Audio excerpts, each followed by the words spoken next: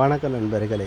இப்போது சேம்பு நமக்கு முன்னாடி எல்லாம் தெரிஞ்சது எல்லாமே செம்பருத்தி இலைகள், அப்புறம் செம்பருத்தி பூவு, சீயக்காய், புண்ணாக்கு இப்படி தான் சேம்பு பயன்படுத்தி வந்தார்கள்.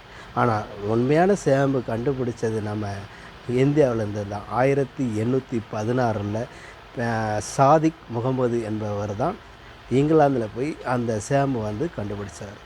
அதுக்கப்புறம் தான் 1927ல் தான் ஜெர்மனியில் நவீனமான புது வகமான சேம்பு கண்டுபிடிச்சாங்க.